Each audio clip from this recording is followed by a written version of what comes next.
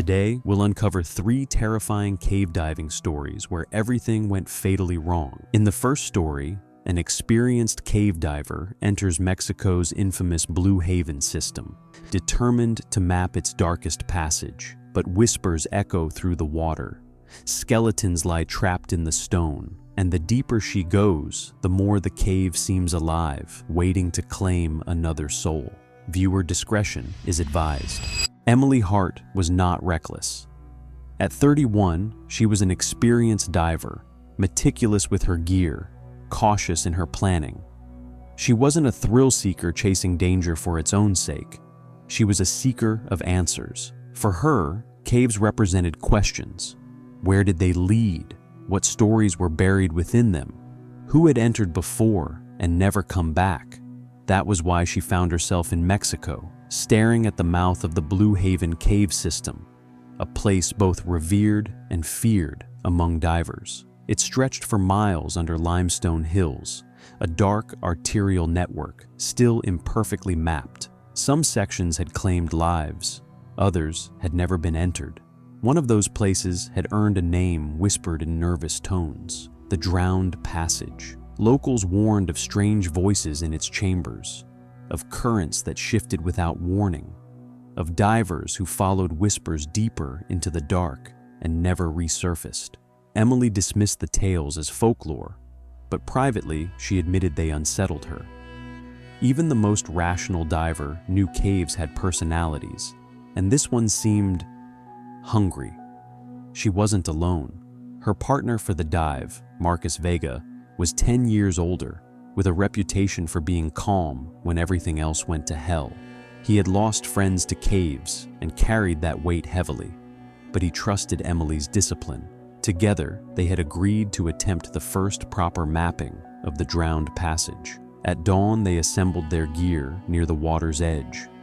Double tanks, reels of guideline, 3 separate lights, backup masks, spare regulators.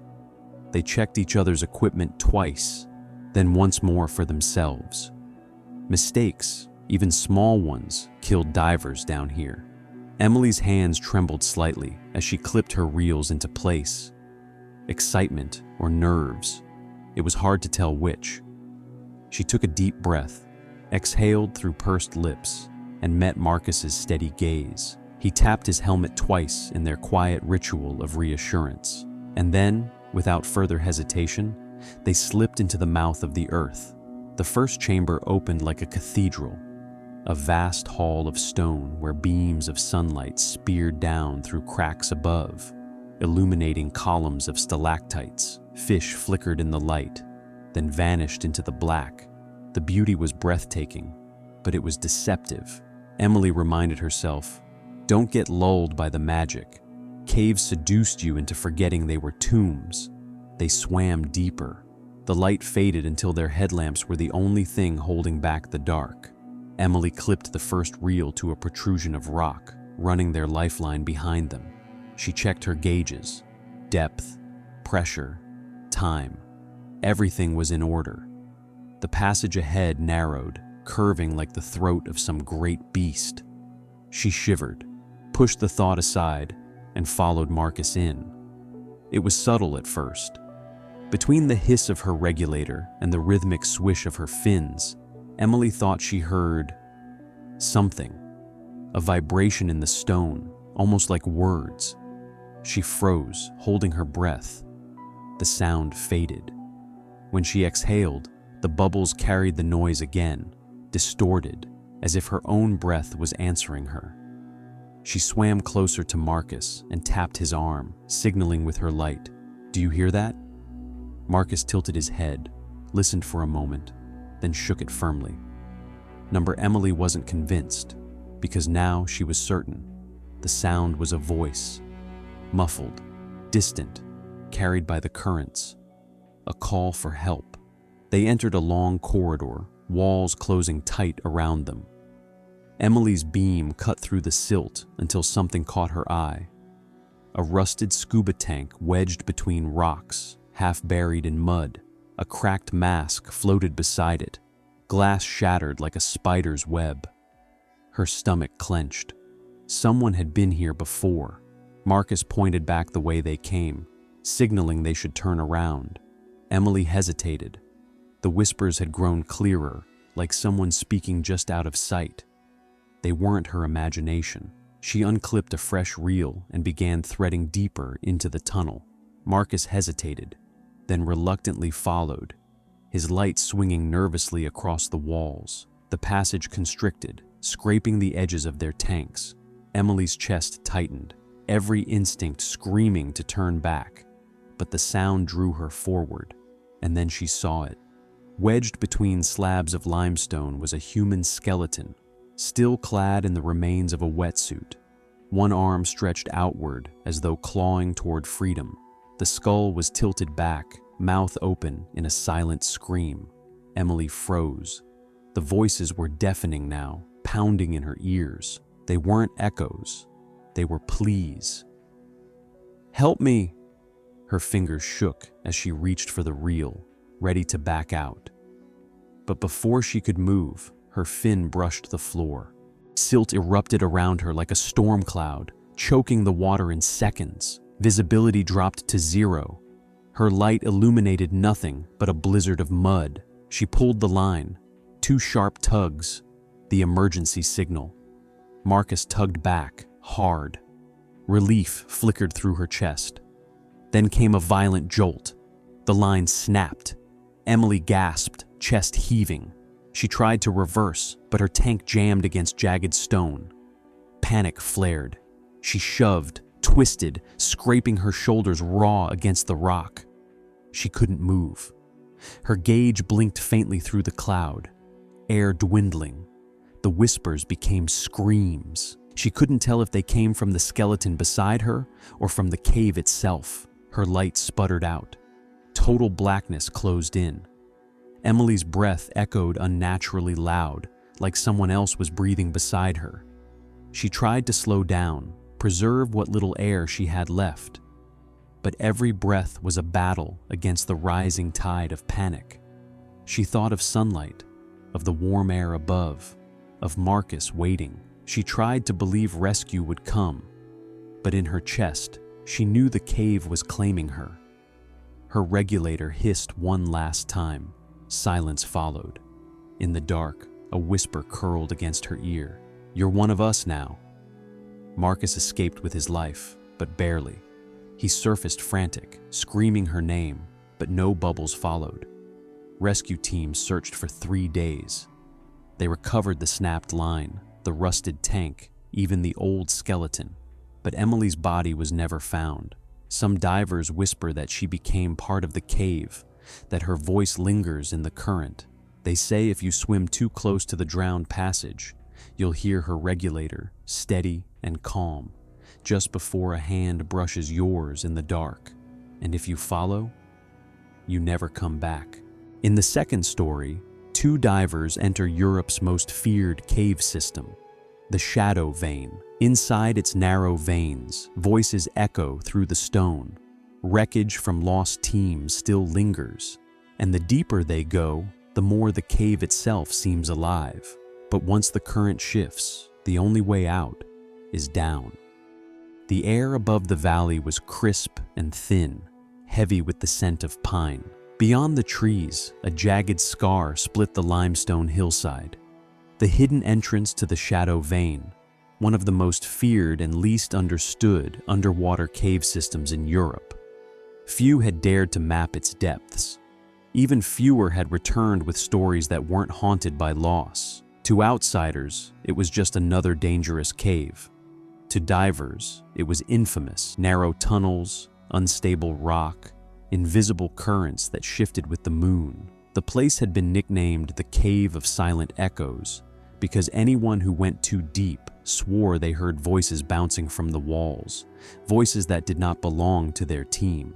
It was precisely this reputation that drew Ethan Cole, a seasoned cave diver with 15 years of experience. At 37, Ethan had spent most of his adult life beneath the surface, chasing the thrill of darkness and the mystery of the Earth's veins. He had survived wreck dives in the Baltic, threading through rusting steel hulls.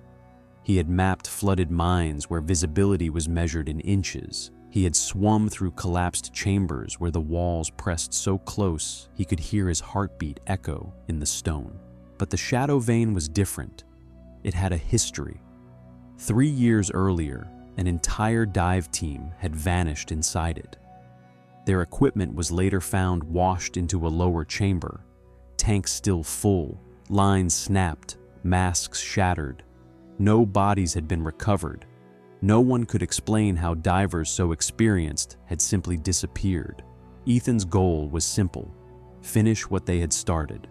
Map the final 2 kilometers of the cave and prove the legends wrong. He wasn't going alone. His partner, Laura Meyer, was younger, 29, but methodical to the point of obsession. Where Ethan thrived on instinct, Laura thrived on preparation. She checked their equipment 3 times, recalculated gas consumption, and laid out contingency after contingency. Together, they balanced each other. Ethan's calm under pressure, Laura's precision. At dawn, they stood side by side at the entrance pool, their reflections rippling across the dark water. Ethan tapped his mask into place and gave Laura a thumbs up.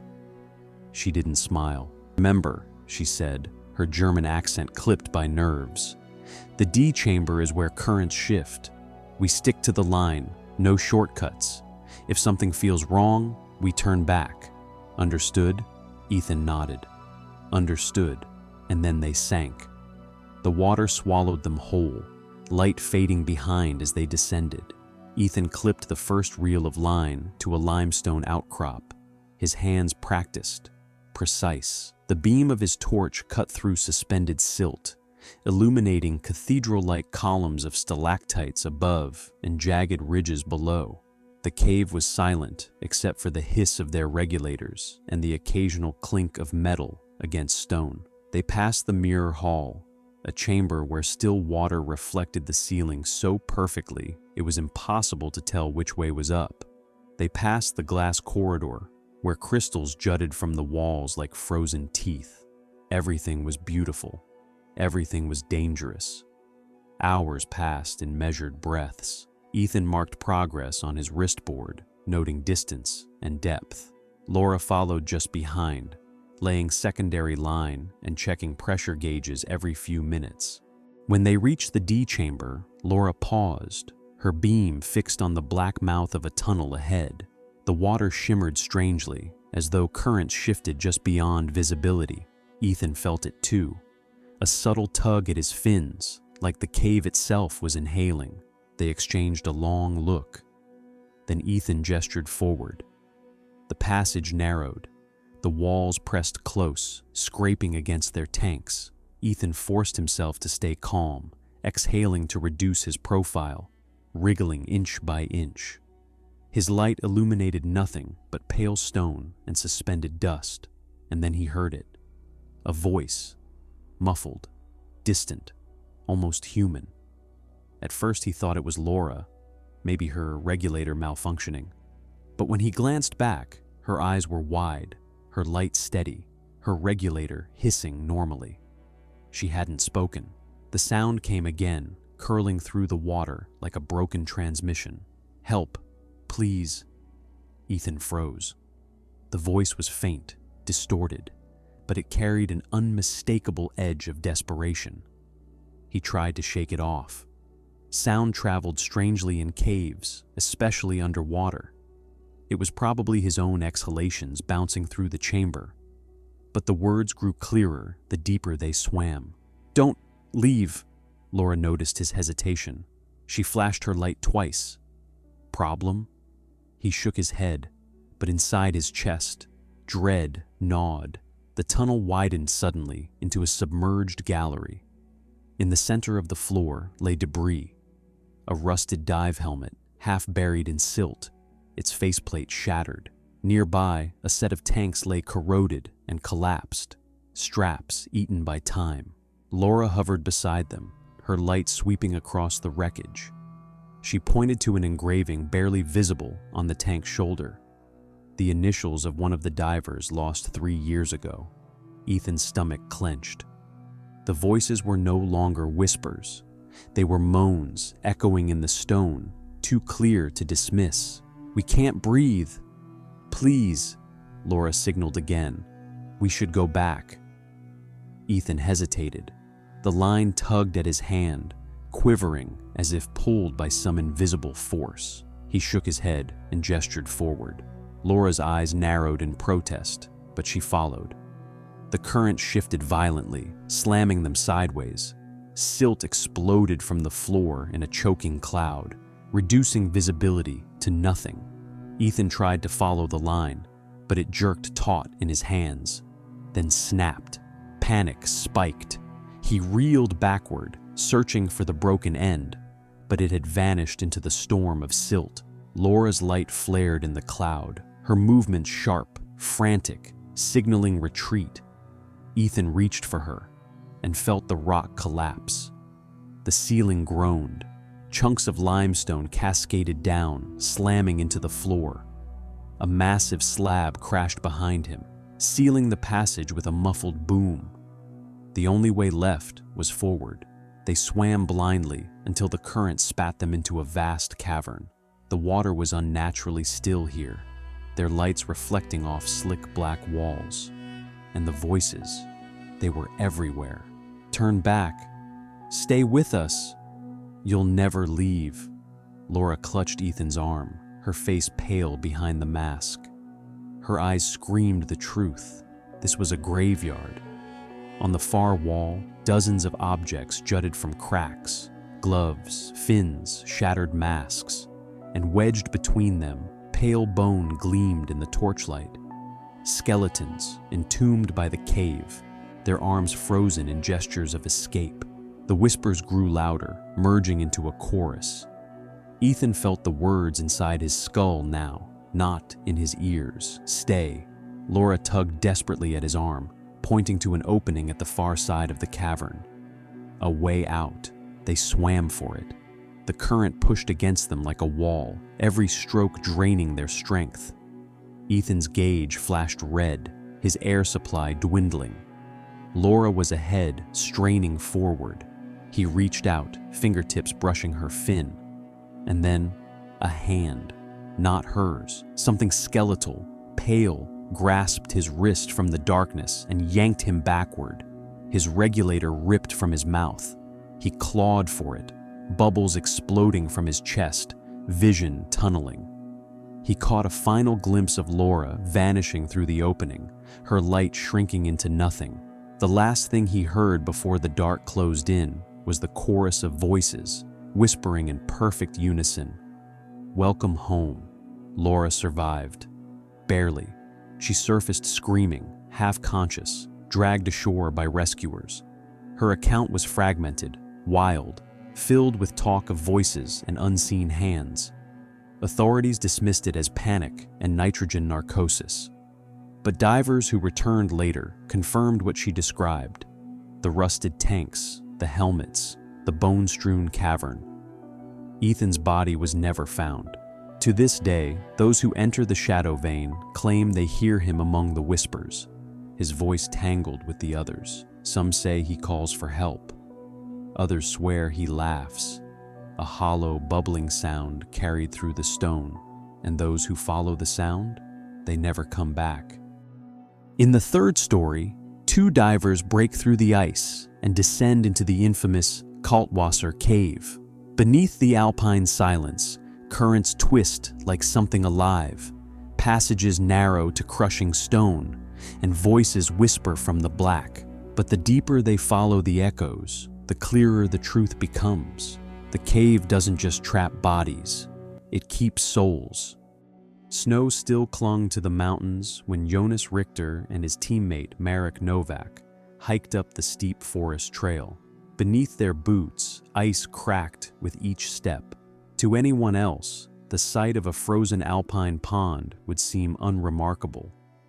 To cave divers, it was a gate, an entry point to one of Europe's most dangerous labyrinths. The Kaltwasser cave was infamous among speleologists. Hidden beneath glaciers and granite, it stretched for miles underground. its flooded chambers twisting like veins of some buried beast. Few maps existed. Those who dared to explore it knew one rule above all: never lose the line. Jonas had heard the warning since he was young. Now 33, with over a decade of cave diving behind him, he still felt the same twinge of nervous excitement each time he descended. He told himself it was just another dive, another exploration. Yet a part of him knew this cave had swallowed men far better than him. They broke through the surface ice and sank into the dark. Their lights pierced the water in thin beams, cutting through clouds of silt and glimmers of frozen sediment. Jonas clipped the guideline to a rock and unspooled it carefully, knot after knot. Marek followed, carrying the secondary reel. He was younger, less experienced, but eager to prove himself. The first chamber was cathedral-like, towering rock arches, smooth as polished marble, carved by centuries of water. The silence was absolute. Only the hiss of their regulators echoed in the void. Meters turned to hundreds. Jonas checked his wristboard. Depth, time, air pressure, all steady. Still, a gnawing unease tickled his thoughts. The walls seemed too close, the water too heavy. They pressed on. At 600 meters, the cave forked into two tunnels. Jonas paused, studying the left path. Narrow, jagged, but leading upward. The right passage plunged deeper into blackness. Stronger divers had attempted it before. None had returned. Marek pointed right, excitement glowing in his eyes. Jonas hesitated. His instincts told him to keep left, to play it safe.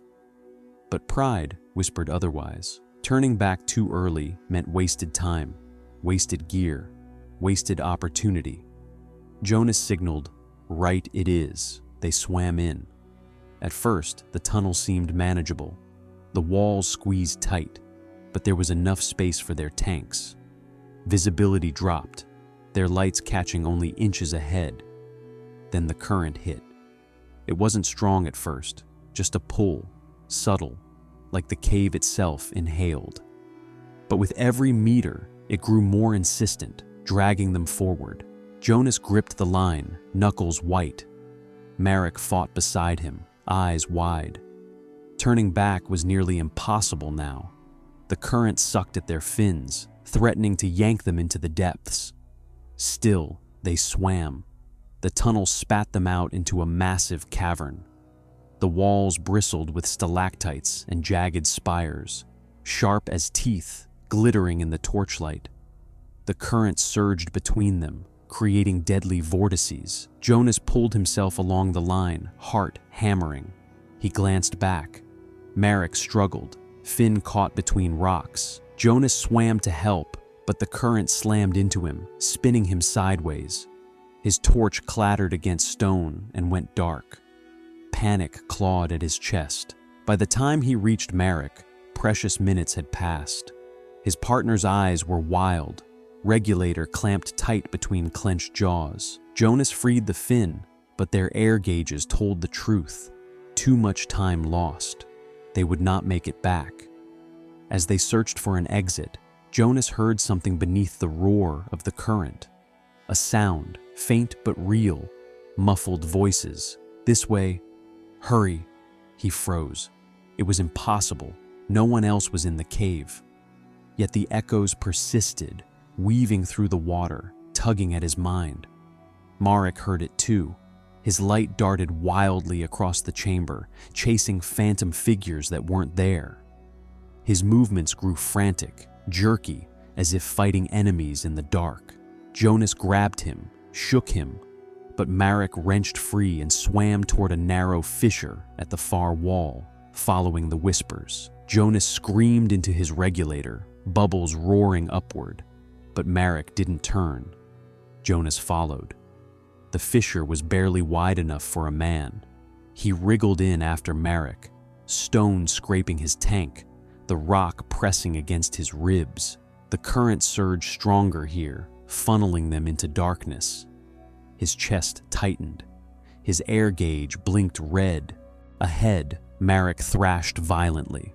The fissure narrowed, and his tank lodged between two rocks. Jonas tried to reach him, pulling at his straps, but the current pinned them together, crushing them deeper into the stone. Marek's eyes were wild, his mask fogging with each desperate breath. Then the regulator slipped from his mouth. His scream was silent, swallowed by the cave. Jonas tried to jam it back in, but Marek went limp, arms floating in the black. Jonas was alone now, trapped in the fissure, with the current dragging him deeper. His body screamed for air, lungs burning. He clawed backward, but the line had tangled around his fin, tightening with each movement. In his final moments, the voices returned, clearer than ever. "Stay with us. You belong here." Jonas's last exhale filled his mask with bubbles. Darkness swept in, heavy, eternal. Weeks later, a recovery team entered the Kaltwasser cave. They found the line tangled near the fissure, broken. One tank was recovered, dented and empty. Marek's body was retrieved, wedged in the stone. Jonas was never found. Divers still speak of the Kaltwasser currents, how they shift without warning, how they seem almost alive. And some claim, when the cave is silent, you can hear a man's voice drifting through the water, calling endlessly for a partner who can no longer answer. That's it for this episode.